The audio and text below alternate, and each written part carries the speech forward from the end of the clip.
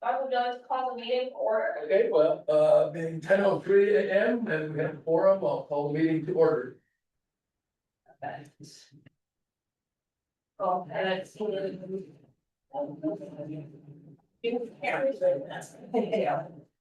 right, we'll go ahead and do roll call. Lizzie Walker. Present. Kevin Donner.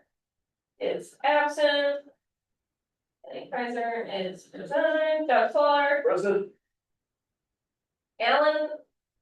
Alaya he's here, present virtual. Present. Dana Stumple. Present. Caroline Mullering. I'm here online.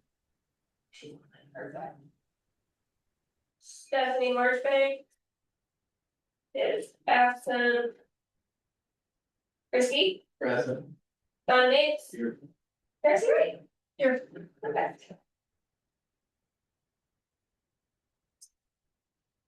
All right.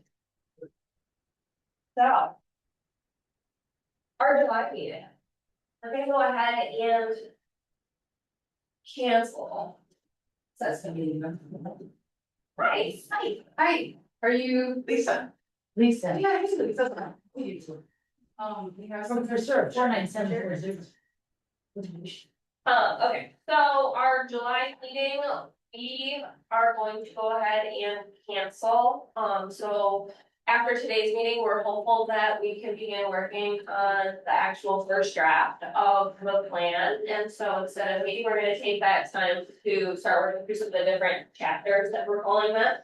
The intention is to come back in August and have you folks review, those chapters, the draft plan. To make sure that just about it. As best we're heading in the right direction. So if everybody's good with canceling the July meeting. We didn't see the no, we're gonna be, it's so shocking. I'm happy to make a motion. Okay. Just like, I can handle that. And then Denny did submit his formal letter of resignation from the MMPC effective June 1st, so that went to the DOC. Did that go last night? You see that? No, okay, so it'll go to the next DOC meeting, but he did go ahead and submit that, and I know we have Garrett here with us, Bear Creek supervisor. And did I hear correctly that you went ahead and applied for the MMPC? I haven't posted it yet. So you may be filling that township role within the MMPC. So with that being said, Denny was the chair of the committee, and should we have any nominations? We're gonna have to go through. I'm happy to make a motion to nominate Doug Fuller to be our new chair. And so he is the railroading. And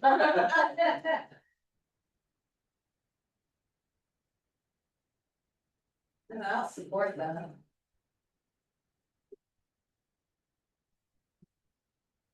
We'll to accept it. So.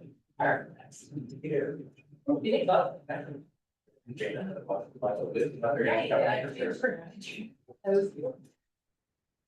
Okay, so since Doug is the vice chair currently, we have a nomination, we have support. I'll just go ahead, do we official roll call or just all in favor? Vote aye. Aye. That's weird because you're, okay. We need a vice chair then. So now we needed a vice chair. So we'll make sure we get this all documented. Ashley, did you have a chance to talk to Stephanie about? We did at the last meeting, okay, it's not here, so I would hate to make a nomination for somebody to. You're going to have a roll. I'm not on the committee formally, so if somebody would like to, maybe she's interested. Yeah, oh, she said she would do it. Okay, then I'd be happy to make a motion to appoint Stephanie, I'm sorry, last name? Marchbanks to the vice chair role for Emmet MM.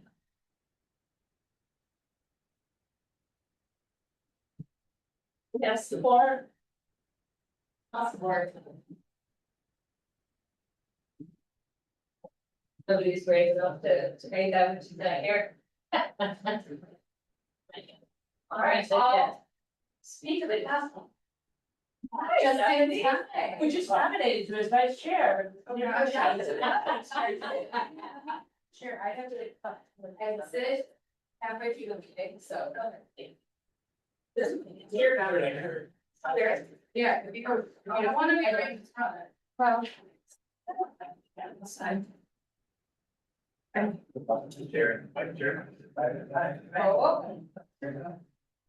Stephanie, do you have any discussion or objection to becoming the vice chair? Nominations. Nope. Perfect. All in favor, say aye. Aye. Perfect. Thank you. Gina, are you still secretary? Yep. Yes. Okay. You filled my role at the Merck and I was a secretary, so yeah. All right, Actually, did you want to do a minute approval? yeah, we go ahead and do, This is on the agenda. do we have a motion to approve the, maybe minutes? I had actually one correction. Yeah. On page 3, there was a statement attributed to me, which I don't think I made. So that I provided feedback on the memo. I don't think it was me, I think that was actually Chris that said that. I wouldn't know that statistic, I don't remember saying it's a very minor thing, but that's the. Caught my attention when I read it. All right.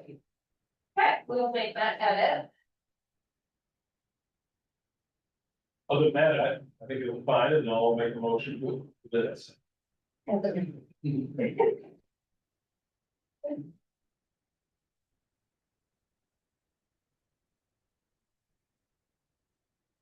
second the motion.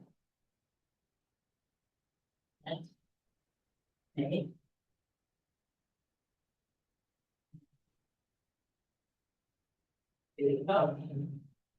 I think so, well, I don't know, last time we did it.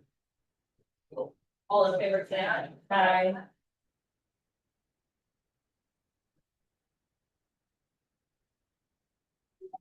All right. Easy, we're moving right along. So. We're basically gonna be following through with what we did last, meeting. It feels like you were here a week ago, just 2 weeks ago. So we're gonna continue working through the MMPC goals. We did go in and fine tune them a little bit, and by fine tuning, I should say we went in and made them more broad and general, and then with the objectives kind of not being in the actual overarching goals. So some of them, we had talked about expanding curbside service to 3 townships, and so we went and got that slide. Yeah, so we can just jump in, actually. So, this goal was to expand residential curbside recycling service to 3 new townships by January 2023. The typically 2030. 2030, not 2030, 2030 did that. Been there, done that. Okay, go back. We have any consensus on this? Any discussion? Seems like a doable goal and. Doable? So we had initially created this, like, we had gone in, named, specific townships, and we decided to probably pull those for now. We can include them in the objectives later on when we do some more of the wordsmithing, but it felt like as the overarching goal, we didn't need to have such strong language, targeting townships by name. Yeah, to keep it broad so that we might even have the potential to. Go out to bid on outside of our county, those municipalities that might have to have. Curbside recycling service residential by 2030, Yeah. Charlotte, Boyd City, Yeah. so keeping it open, I agree that Yeah. that's. We had on stroke. some of the goals were very specific, and so, as we move through today, you'll see that we kind of generalize them, and then that direct language that we had in them will get pulled down into the objectives. So we have Consensus to approve this goal? Seeing that heads nodding, yes, perfect. So the drop site recycling goal, the goal is to increase access to and recovery of recyclables by increasing drop off site access. And then so what we did is that goal was also pretty specific, and so the objectives now include exploring opportunities to add drop off sites in underserved areas of the county by 2030, considering increased access for larger volumes of cardboard at drop off sites by 2028. This was that goal that I think we had talked about having. As a school, where we talked about having the cardboard compactor, and so instead of using such strong language, we just went and generalized it. Yeah, Because maybe it's another maybe drop off service. Yeah. Another bid for cardboard, do the same thing. Yeah. So it keeps it more general. and then it makes not just hitting the targets and actual deliverables easier, but I would encourage us maybe also consider for that one as well to remove in the county by 2030, just to keep that open for other possibilities. You know, our friends at Antrim County are asking us about drop site service and the potential to work in St. Ignace or beyond the county. So maybe also keeping that one relatively broad as a hub and spoke program to remove the word areas of the county. the only thing with, we have to provide, I believe, the state with timetables. Okay. So we have to have target dates, Okay, for example, correct? Yes, Yeah. well, you could have, I was gonna start to. in and out. In the county by 2030 as well as for. Opportunities to provide. Service. Outside of the county? Yeah, or do you want to mention hub and spoke in a goal or objective, or is that unnecessary? That could just be up in the actual goal, is increase access to and recovery of recyclables by increasing drop off site access. For the hub and spoke, So, have to add the hub and spoke. So are we getting requests for the service as a result of this? It's all canceled. These folks get requested by the state county. Yes, so all counties are going to be required to have some sort of drop site access. If a city has over 5,000 residents, they're going to be required to offer curbside recycling services. But based on population, I believe it's drop sites, so most of the surrounding communities that say don't have drop site recycling are going to be required to do that. So that's fine. So you can consider the goal above. To increase access. By increasing drop off site access as a hub and spoke model, and then split up into these three objectives as one approach. So like one at drop sites. In underserved areas in the county by 2030, you're held to that. Explore opportunities to provide service outside of the county, and then consider. Increased access for large volumes of cardboard. Sure, does that look people? Good, that could,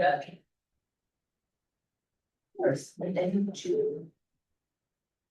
yeah, and as we move through this. When you did the first track, it'll. Some of them, we'll go into words.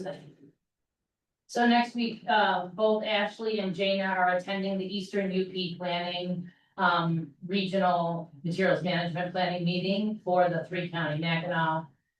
Mackinac, Chippewa, and Newaygo County, right? Not Luce. Sorry, I'm not sure. Yeah, and for the Eastern Upper Peninsula, you know, Chippewa County is the only one that has a program currently in the Eastern UP, and they're millage funded, and so they may or may not be able to bring in out of county volumes to their materials recovery facility. So that provides an opportunity, and then of course, Marquette, the 906 is also looking to like expansion throughout the Upper Peninsula, but whether they could do so efficiently as far as like Mackinac County, I guess, is part of their exploration of how they can serve as a hub and spoke as well. Does anybody else have any other discussion or questions regarding this? Are we, That looks good. do we like it? feel like it reaches all of the drop site recycling that we're hopeful. Cause we do get our largest volumes from drop sites versus curbside. Curbside tends to be a lot cleaner, but lower volumes, and then drop sites are much higher volumes, but we do have to accommodate for. Cleaning up the streams, so, yeah. Originally, you were talking about the whole meetings within such a distance of any resident, like 10 minutes or 15 minutes, is that in any of these goals or is it? General statement is that you're no more than the 6 miles from a convenient drop off location, so it may not be actually 6 miles, but. From where you're headed to, like you're headed to the grocery store, you're no more than 6 miles from. I'm just thinking that might help your goal, if you were talking about what townships you were talking about serving, well, is there any of those that are fall outside of that 6 minutes? Right. Okay. Yeah, that's something we do. The other thing just to keep in mind is you could have a goal about. Increasing types of materials, like are there any materials that you wish were more convenient for people to drop off that might be, and you know, an added thing, say for textiles, if there was a textile market that opened up. You know, could you envision that within the next 5 years or not? Or like you could have a goal to like explore opportunities to add other types of materials. To, you know, a select group of drop off sites or something, so just, it also.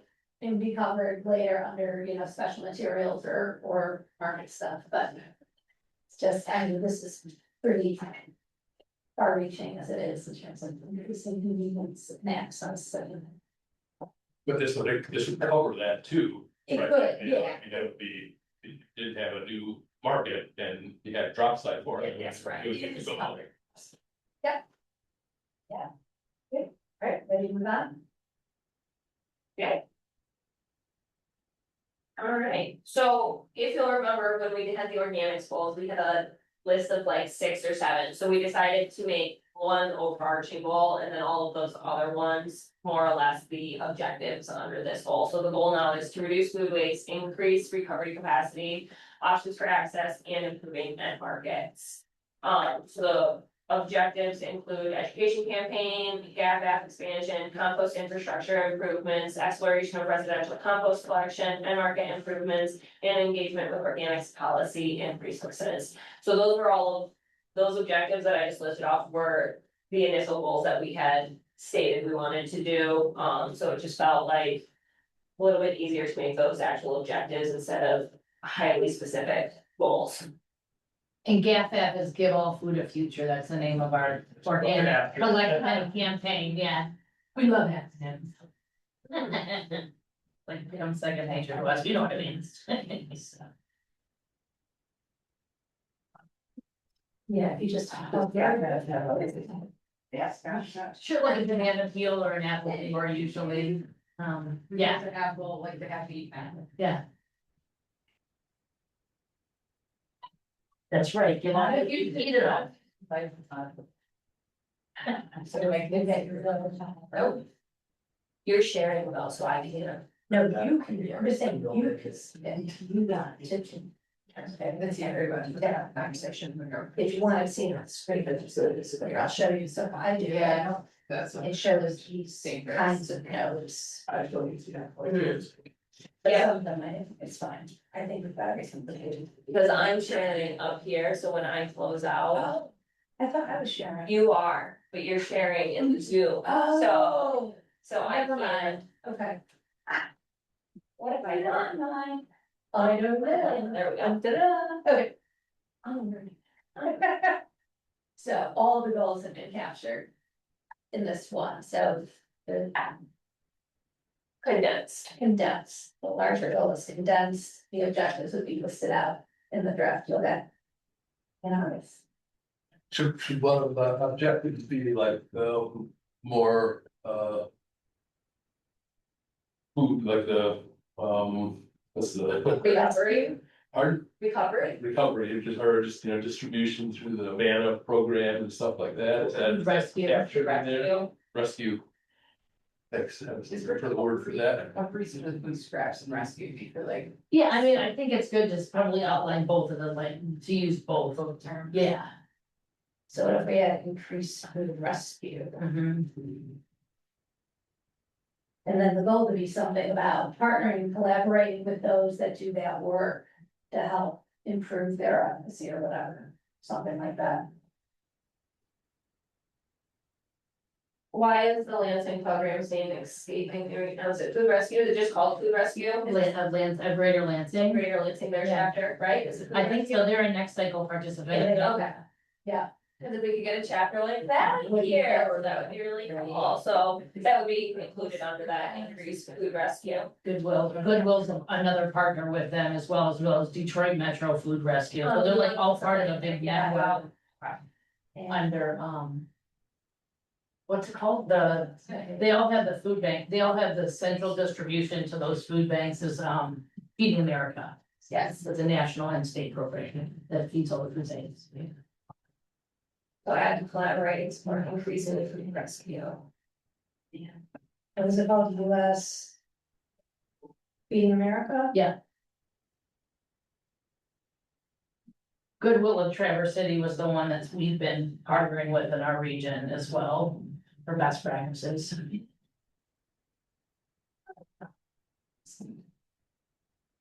there any other discussion or questions on this? Wait, we're moving to any questions? Do we need to check with our virtual friend when we're getting consensus? I know that they can't like vote, but for consensus kind of thing. Oh, we do it through, yes, we Yeah. should be asking. Do you guys have any, questions, feedback? Feel free to like jump in during the discussion if you do. I appreciate it. The audio is pretty janky on my end, so I'm trying to hear what I can. Okay, I don't have anything to add to this though at this time. okay, Thank you. all right. Consensus seems to be a yes for this one.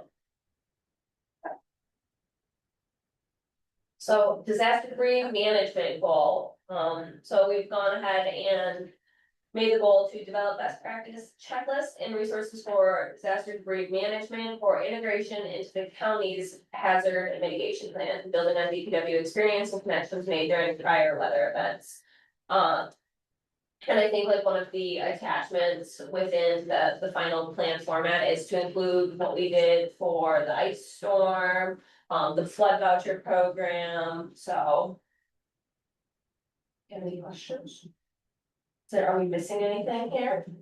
Building the best practice checklist? Organics are kind of part of that in terms of like when the electricity goes down and those opportunities for food rescue, but if that's already kind of covered in the organic goal. Well, and I think like we can tie in and create a formal summary of the ice storm. Yeah. And what the county did, and that'll help cover that wood debris recovery. And I think any of the best practice stuff that you do, that you wanna make sure is captured, could go in the appendix. With like an overview in the actual plan without taking up a lot of room, because there's so much that's required in the plan, so there's always a balance of like. You don't want the plan to be 200 pages long, plus 50 pages of an appendix, you might want the plan to be 58 pages long and.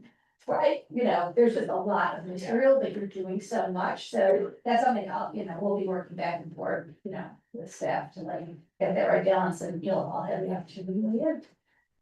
Yeah, and I would say if Emmet County Emergency Management wanted to do a standalone plan, then that's, they can just. Somewhat refer to this. Yeah. Yeah, and that's really their department, you Yeah, know. so I feel like our thing here is to reference the county's Yeah, plan, just so that they're yeah, cross paths. sure. But a full debris management plan is enormous. Yeah, that is up. Yeah, that's maybe for that, yeah. later. So I added for integration into and alignment with the counties, and so Yeah, it's more like aligning with, and that's better, because I think. The ability to recover resources is the expertise you all bring, and so it's a really important partnership. All right.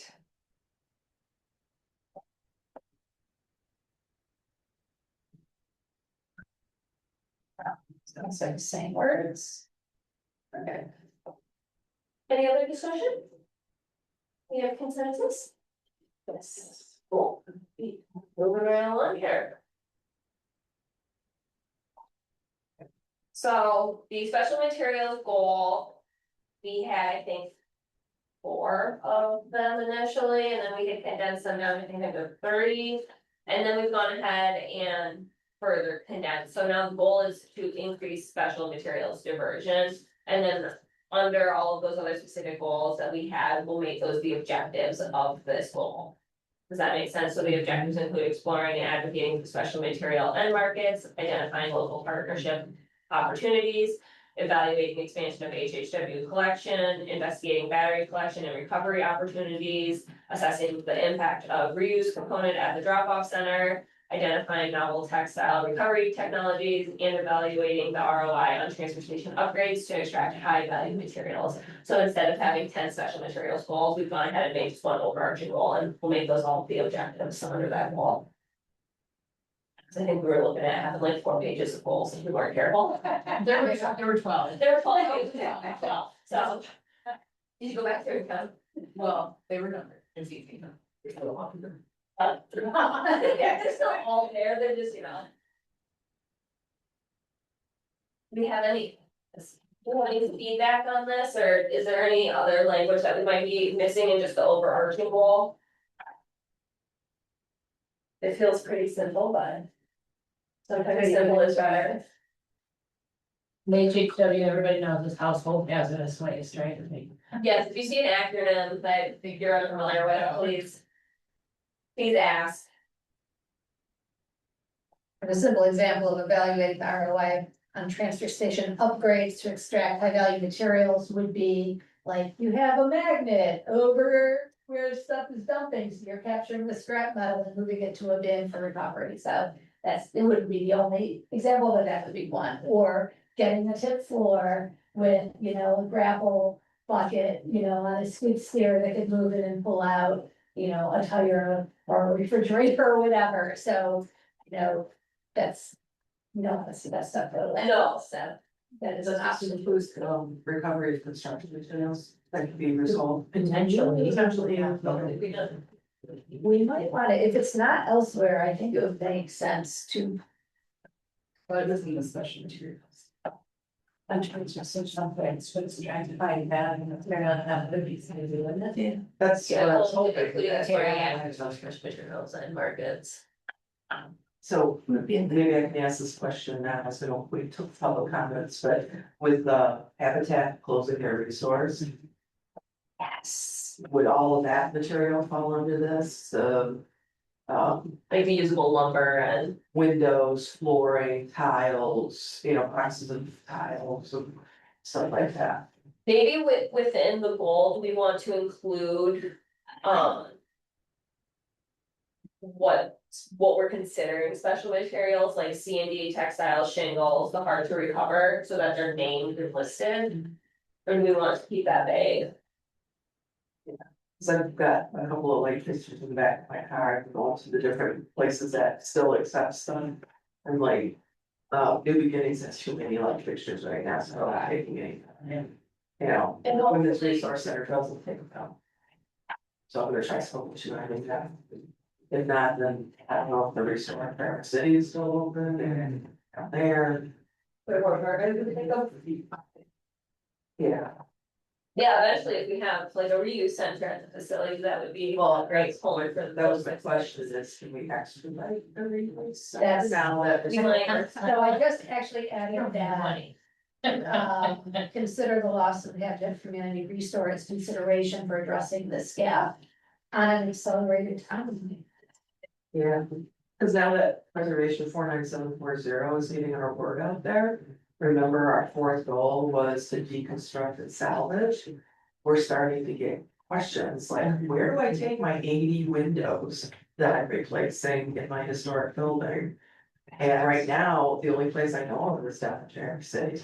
It was done for free on Facebook Market. Well, yeah, Facebook Marketplace, whatever, artists will use them, whatever, but they thought that we had the facility to take that, and it's like, we're not there yet. I mean, the only model that I think You is that guys have states, facility, like, then we can just. Partner. architectural salvage out of Detroit. They have a really good reuse center for building materials. Yeah, Architectural salvage. that's too far away. Yeah. That and Levering, we specialize in architectural salvage. We've done that, Yes, that thrift store. Jeff Fisher. What's the store's name? There's a new. Something about that. Levering something, 1901. In Levering, yeah. where they're taking, Oh, good to know. I haven't heard of it. salvage, yeah, it's like, it's. What is the building that they're in, that used to be the, Used to be an antique store? yes, It is. it is, yes, the antique store, it's Okay. Levering 1901, Levering. Something like that. Oh, on Instagram, I saw, who's this? I have questions. I like it. Awesome. So now I have a closer place Mhm. to send people.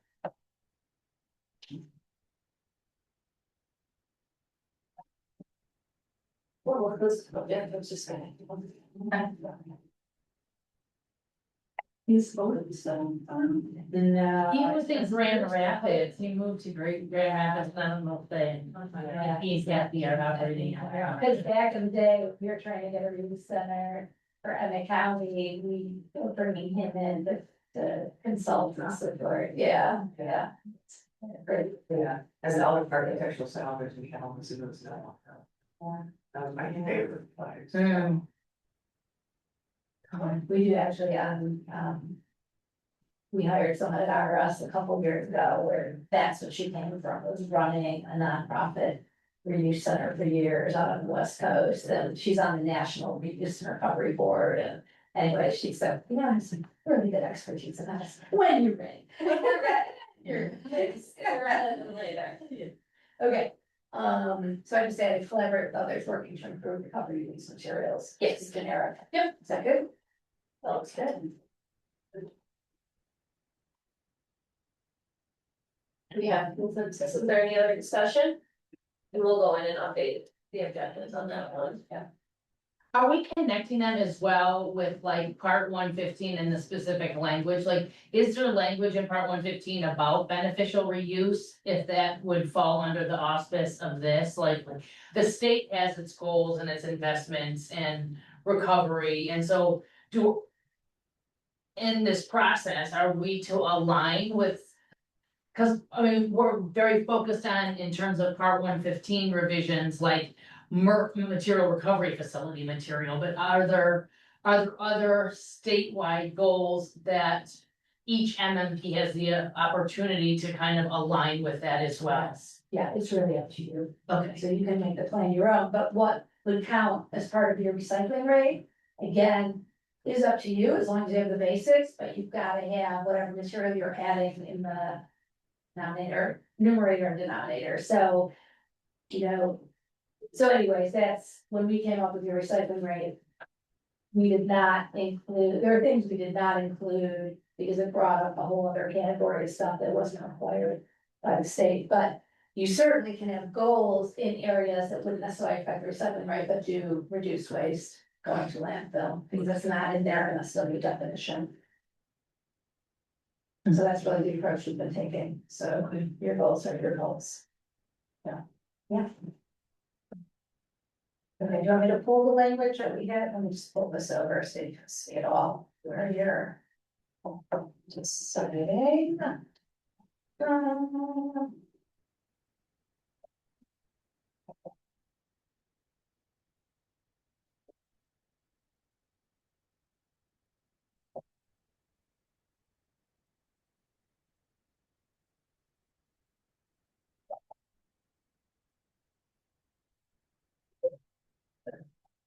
Any other discussion, or do we have general consensus?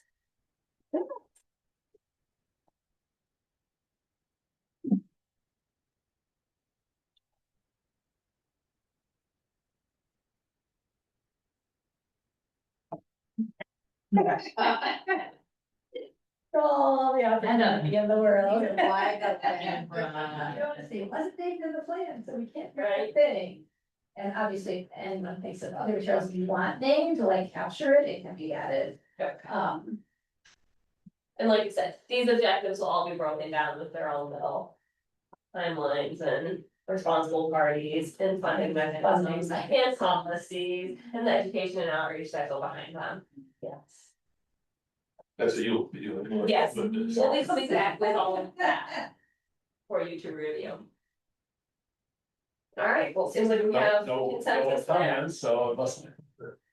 Can't be that controversial. Yeah. So as we kind of went through the process, we realized we didn't have a real like data goal. And I think as we move forward within the next 5 years, we've done a very good job at capturing data because we are the MERV, the processor, the hauler, we work well in GFL. So we know we have our own internal data. It's the data within the county that we did for the businesses that are recycling outside of our systems that we want to continue to improve to capture. So we thought maybe including some sort of data goal would be beneficial within the MMP. So we said explore opportunities to strengthen data gathering and enforcement mechanisms to better track progress. So whether that means we're going out, every year and doing a parallel study and reaching out to the businesses, just maintaining better relationships with them instead of doing it every 9 years. 9 9 years. Yeah. 2017. More than once a decade. And it just helps us track that information a little bit better. Do we have any suggestions or comments? Would this include like evaluating meeting of the goals? Is that a goal to, should it be a goal to like how evaluate how well we're doing over the years? And, just wondering. Yeah. Say that Do again. we want to do like an annual evaluation of? Evaluating, meeting our however many goals that are each goal. Yeah. Because really, the state for this first planning process in over 2 decades is to get the baseline set. Each county knows what data they have, what data they don't have, where they're at in comparison to their own goals that they're setting, as well as the state's goals. And then every 5 years, there's a renewal of this plan. And that is an official point at which the state is saying, how well did you do, how far did you get? So ideally, in 5 years, you have better data. You already have all these systems laid out as what you're working towards. So, Maybe we can have better data and relationships with our scrap metal processors in the area. I don't need to know how much money you're making on your scrap metal. I just want to know how much you've got. I actually talked to Dave Collecting. W about that, and he's like the biggest scrap metal hauler and person in town in Petoskey. And he said he averaged, if he worked like 300 days last year collecting scrap metal, it's an average of a ton a day. and who is that? Dave W. That's the kind of data we want. That's a lot of material that's being recovered, that's not being captured, so it's not impacting our recycling rate. And then the only other scrappers in town would be like Stutzmansville Scrap, who's like 2nd generation now being run. And I asked Dave about him too. He's like, yeah, no, North Harbor, he's got the territory in North Harbor. And then Montford, of course, which I guess would probably be like 3 times the value of like a Dave W. So maybe 3 tons a day times 300 days a year. You don't need a goal, you just need a living water. Ask questions in passing while you're shopping at Tom and Dick's. It's a healthy information. And I said, what's that? No, official that does the data has to be Yes. in our. Honestly, okay, so this is an option. Is we could model based on what you learned. That Montford's 3 times as big as Coveyou does this, Montford, maybe take them down to 250 days a year, times whatever. Could be modeled, what is that tons they are recovered, and see how that affects the recycling rate. And you could decide, do you want that, because as you saw that table that we shared a week or so ago. We specifically state what's hard data, what's soft data, what's medium, that would be considered soft. Right. But, it's also something that you could, maybe not for this plan, but the next plan, like, can I put you on the record at that? Like, are you really at 300 tons per year of residential, institutional, commercial, not industrial? Scrap metal, and then absolutely, it can be part of your parallel study. That you now know that material is being recovered in your county. And, it counts towards your recycling rate. And it should be in this plan. So if they're doing roughly 700 ton a year between the three. And I'm looking at the piles of scrap metal that facility, what are you doing? I couldn't tell you right off the top of my head, but I can We certainly. have Harvey, and you got a number, Ashley. Where's Limehouse? It's always. Actually, that's what I was like. Oh, there it is. So if that's probably means as much as we're currently doing, there's probably that much left out there that's not. Well, so there is a scrap metal section in the Next Cycle Michigan Gap Analysis that is up on the Next Cycle Michigan website, has a section on scrap metal. And what we did was do a very robust residential survey that made sure it hit every demographic, every, cog region, and got some really, really interesting findings, and could even bring that to another, probably pull it up now if you wanted to see, but if we have time. But basically, how much scrap metal people keep in their home because they don't know what to do with it. They want to get the value, but they're not gonna drive to a scrap yard. And how many people said that if scrap metal were readily available at a super drop off like it is in Emmet County, how many more people would do that? Also, we were able to model and extrapolate how much scrap metal was ending up in the trash, aligned with what we found from waste composition studies and landfills in the state. So basically, we looked at that, and there's still most scrap metal is getting recovered because everyone knows it has value. People are willing to go out of the way, but there's still, I think it was like 40, I think to meet the state's 45% goal, targeting like another 45,000 tons per year statewide. So we could extrapolate that down to Emmet. Again, it's all this model, but it does give you a sense that people are still throwing stuff out because it's not convenient enough. There's really people that hoard scrap metal hoping to make some money off of it down the road. Yes, there are. I mean, yes, we even like. I mean, I can see like a farmer,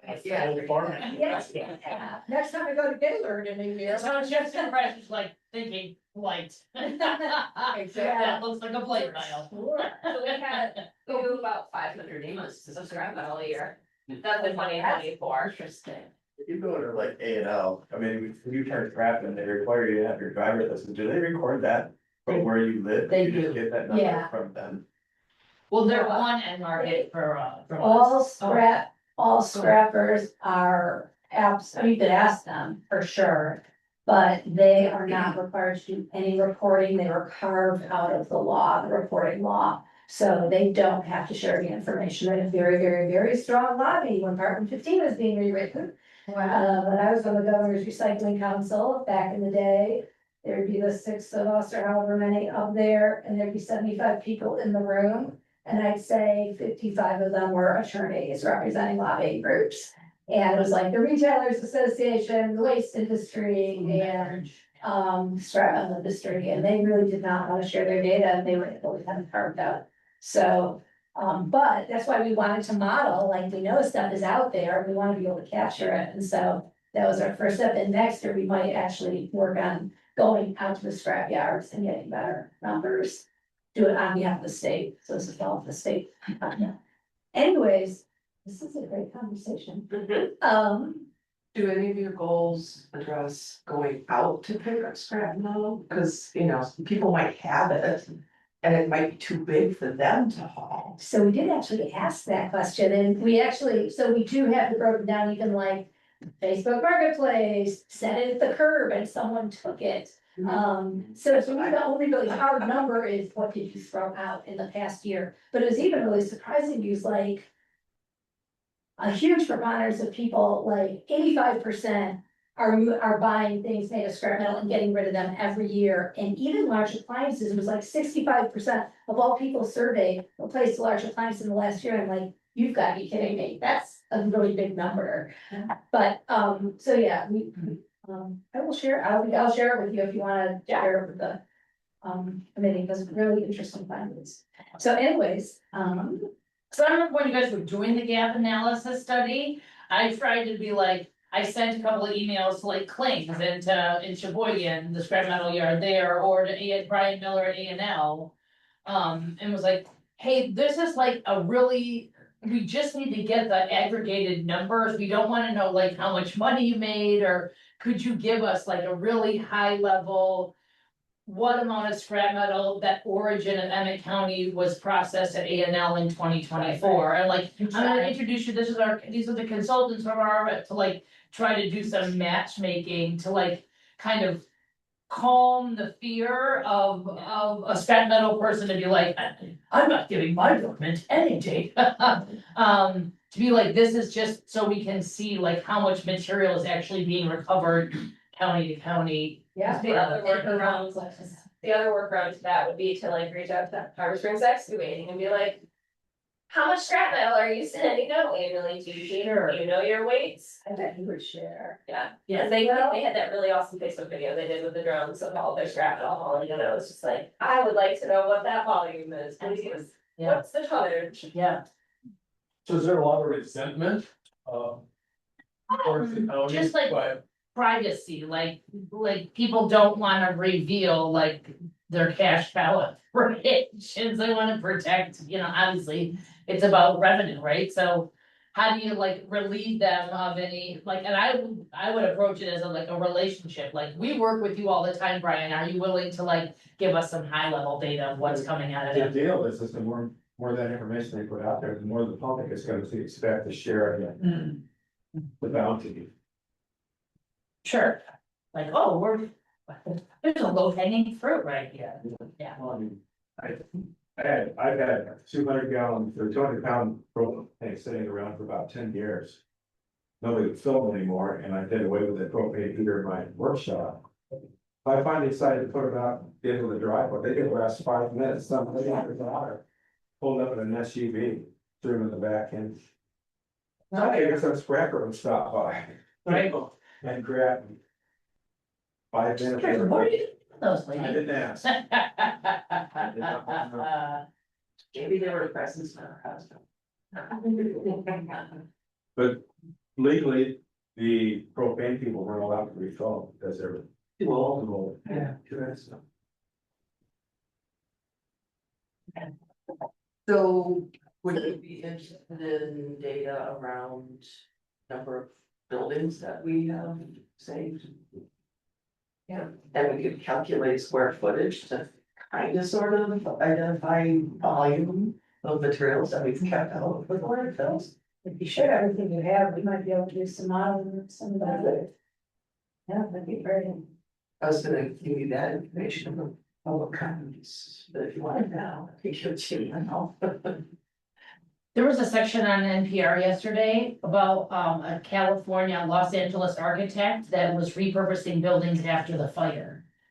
And like 300 buildings, and how they went about salvaging these buildings and repurposing them after a fire, and like what the costs were to reuse and repurpose a building and move it versus the new construction. We're hoping to get to that point. Yeah. So far to date, we have saved 2 buildings, 1 house, 1 garage. Those are currently sitting at my house. Waiting for their foundations. Okay. We are in the midst of working on an 80-foot barn. 48 by 80 barn. And a 48 by 48 garage / hunting cabin. Okay. So that's in the process, that should be done by August. And then yesterday, based on the report that Tammy gives me of the demolition permits, we've identified in the month of May, there's 5 demos. One of them being the place in Petoskey that used to be the car dealership. Yeah. But anyway, there's actually 2 potentials that might be worth saving. One is on Walloon Lake. And the other one is in Roaring Brook.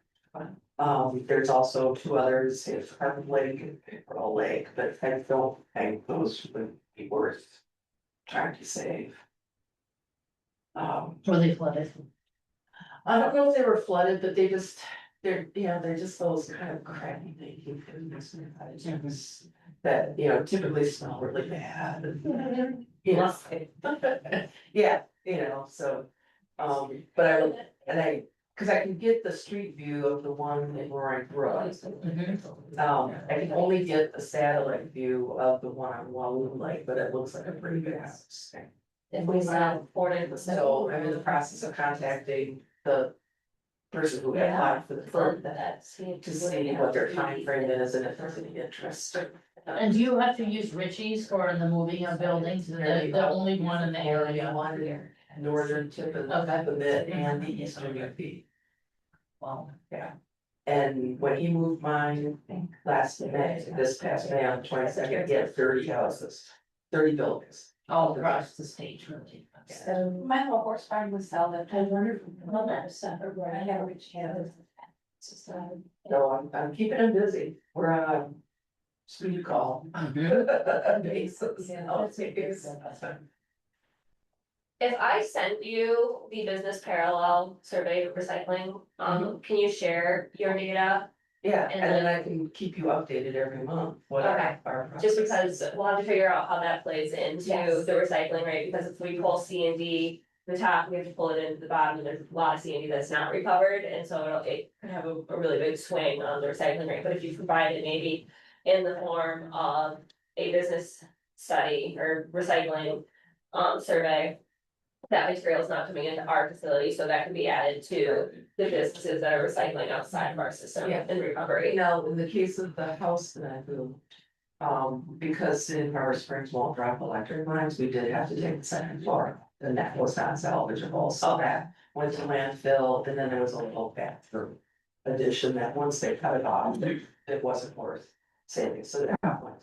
But we kept 24 by 26 main floor, Okay, from. yeah, so I'll send you this, And a 24 by 24 garage. okay, I'll send you the business survey and you can put all the different recovery that's occurred. And that we can capture that under our business side. That's what purge and sort of. And actually, you could add the name of their organization to the special materials in terms of collaborating. You, I love that, Tana. Yeah, and now that I know there's places nearby to direct people for salvage, we can start tracking that too. That's me. So because this data goal was recently added, and it seems everyone's in consensus, it's a good idea, there are no like specific objectives set under this, is there anything anyone wants to share or add? Otherwise. I have a question. What's an enforcement mechanism that you would want to improve? Because that's been the goal. So there's various reporting, requirements in the hauler licensing that if, yeah, like if someone isn't reporting their data, what would those tools be? Would be one example. So right now, like our waste haulers have to submit a quarterly report, being a licensed hauler in Emmet County. Yeah. So there are different violations for not submitting your quarterly reports.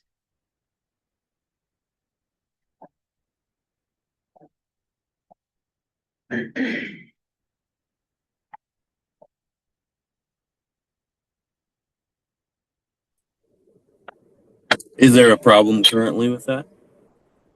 No. Okay. So I was gonna say, I know mine go through.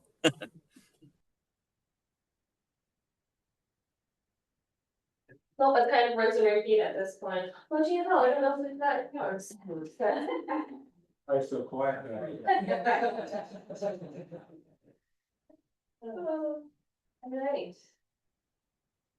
Is there anything else under the objectives that maybe we'd like to see? I wonder if like, excuse me, so Doug had said evaluate, meeting goals that are set. Do we want to do like an annual evaluation of the MMP goals, or is it like every 6 months, or?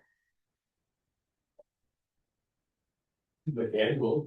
Annual. Yeah, I don't know, Yeah. you know, how involved it would be, but certainly annual, probably not any longer than that. I would guess. Amazing how fast the year goes. Right, yeah.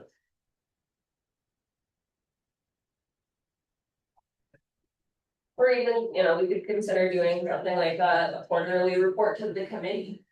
Keeping you guys abreast of like where we're at, or that's it, or, yeah. Do nothing really great, and it's, what's one board? Yeah. That's really committing yourself to reporting. Think about this before you put it in the play. But, you know, just, and it may not need to be set in there, but. I mean, the cool thing about that though is then you might not be paying attention to like the annual parallel studies, like, oh, the MMPC is gonna ask you about it, let's get that out. Let's get moving. Yeah. That's hold you accountable. Things I added it here, it's an option to consider. Other kinds of things with data goals that you could consider as objectives would be like sharing with our neighboring counties, like seeing what kind of data is regular data sharing, like what can we learn from each other, or we want to do, you know, a survey of, you know, in terms of getting data from folks. I don't know what, but just there are other options, but I think just acknowledging that we're exploring opportunities allows for all those things. And consensus. And no, it's perfect. Right, I think that was the last go. We have cruised through today's meeting. As always, once we have opportunity for committee feedback, just welcome to send me an email, so thank you so much for sending your data feedback. Yes, and we already have it, we're working on it. Thank you, I was like, I'm so bad, someone read it.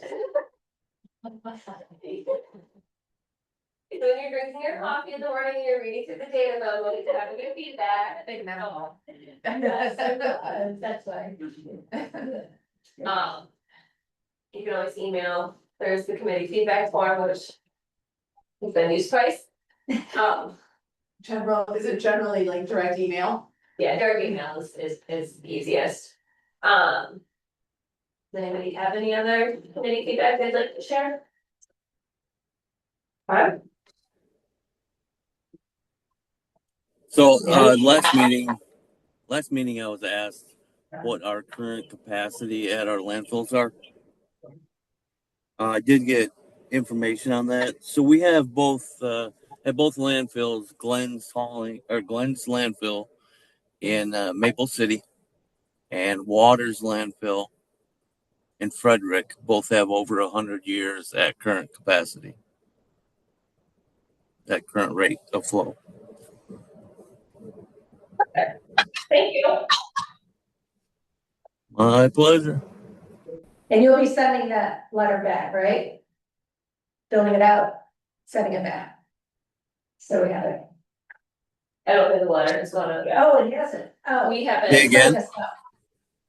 I I didn't hear said, that. If that was... You will be getting a letter to sign off on that, so, but it's great to have the information. Thank you. Yep. And then GFL's landfill capacity was, you reported last time. 9 years? 9 years. Yeah, but we don't have the official letter yet. Letter, yeah, so we'll send out official letter, they'll. Sign it. Send it back, and then it'll go in.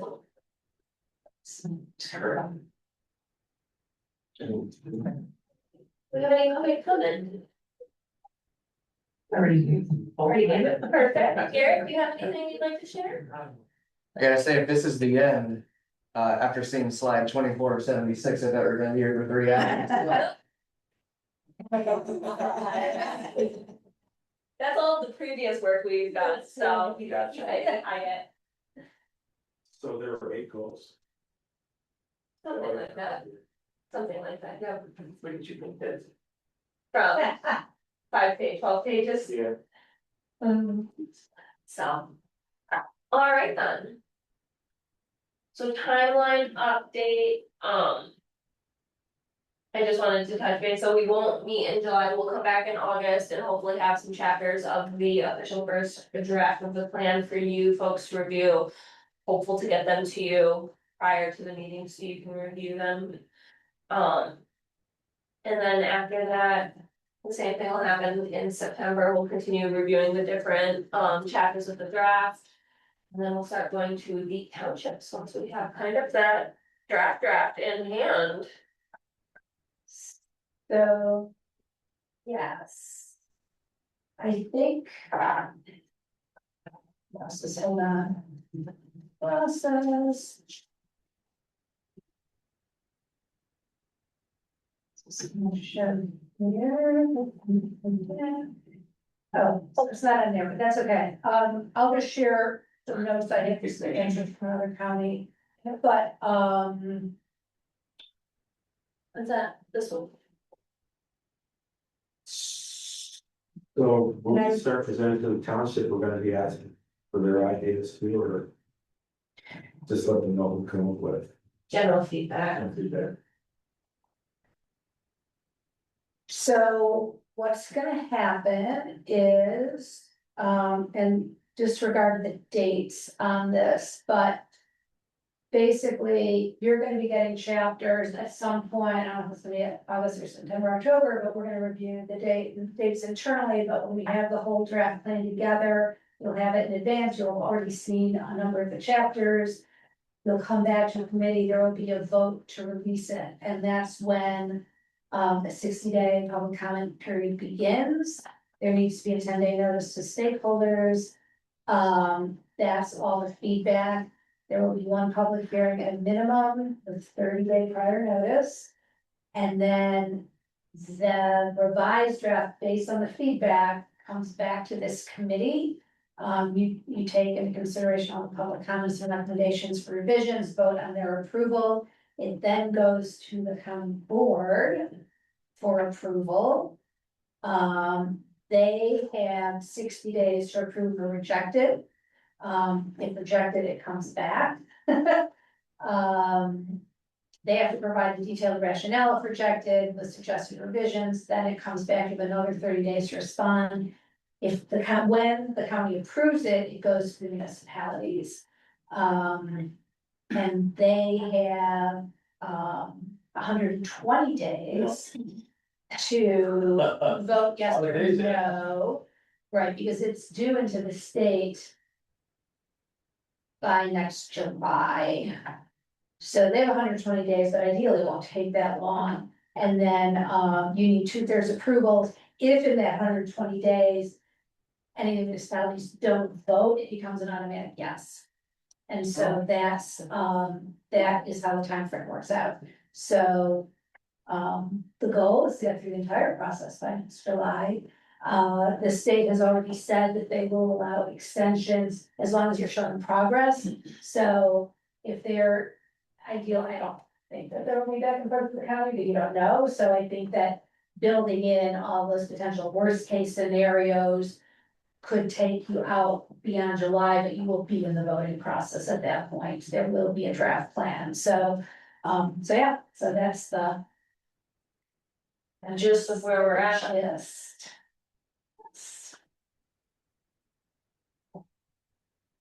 So yeah, the target completion dates are inaccurate at this point, but I will, as we're going into the round 2 funding phase, because that's available, I'll update.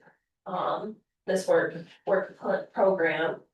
And I do want to share, because I didn't even realize that Tracy from Eagle was on the call. So you're on there, I didn't see her. Okay. She had to jump off. She wanted to share that if you need an extension, let her know. Eagle is asking that MMPCs work diligently through the summer, then reach out to Eagle with extension requests.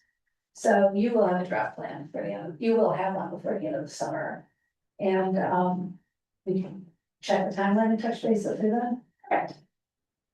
So tentatively meeting to plan in August then, we should say. Yeah. If we have some draft chapters for you to review, and then that way we're not gonna, in September with 6 chapters and a ton of 350 pages. reading, so break it down into sections, so.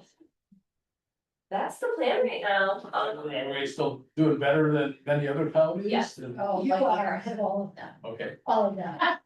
we want to do one. Single. No resting on our laurels. Our resting is at least a quarter of all counties in the state we're working with right now. So, I mean, there could be some that are further ahead that we're not aware of. Yeah, but well, some from what rates, I just, I'm we're just hearing- curious, Yeah, from what we're hearing. be relatively good. There are several spinning their wheels. There are a lot that are like actively bleeding heavily into the goals, that they're very early in the process. There's some that are actually like Washtenaw County is like, we're spending the next 6 meetings on the siting process. Because it's a very serious landfill, expansion requests need that are coming. There's a lot of like environmental opposition. And there's a clear need that the landfill's gonna need an expansion. There's no way they can recover their way out of this in that short time period. So they're doing a deep dive, whether 6 meetings means 6 months or 6 weeks, but they are like, that committee is like doing the deep dive on siting. So I think, every county's, I mean, some counties have not started yet. So we actually just turned in an RFP for a county downstate that are like, oh yeah, we need help. We realize now. Was it we don't have McCall? help. They. Fade County, honey. Oh. Well, I know Ryan from the Central UP, I think their work, he's got, I'd say he's on his second draft, but they haven't even started the goals, like he's gone in and basically written the plan format, Right. where they're at, but haven't done anything with the goals, so. Yeah. Everybody's taking a different approach. Really differently, really differently. That's what happens when the state leaves it very open Yes. And the Northeast Michigan Council of Governments too, they're having their planners take over like the 5-county regional plan. So Sheboygan and Prescott are no longer meeting right now, and we're coming back at the end of the summer. With a draft plan that NEMCOG has written. Which is a little concerning for me, because as, And then Otsego, and then the tri-county plan for Mount Morrissey, Alpena and Oscoda, is that right? Also, I see Mount Sarasota, Russ. I don't know, I have no idea. I'm sorry, there's a 3-county plan for, there's an authority, Alpena, Oh, Mount Sarasota. yes, and Alpena are doing a tri-county plan. 5 county. Oh, excuse me. Yeah. Alpena County. Alpena, thank you. And Iosco, are there. Okay, I'm working with them. Okay, so they do have a consultant, so that one is not under the Northeast Michigan. No, they are, you guys, I would say, where they are. And more than this, so I mean, they have less going on there. And is Otsego part of that as well, or is Otsego separate? Okay. that's a brother. And So. Is Otsego under contract with RRS as well, or is that Fishback, or they just doing their own thing? It's.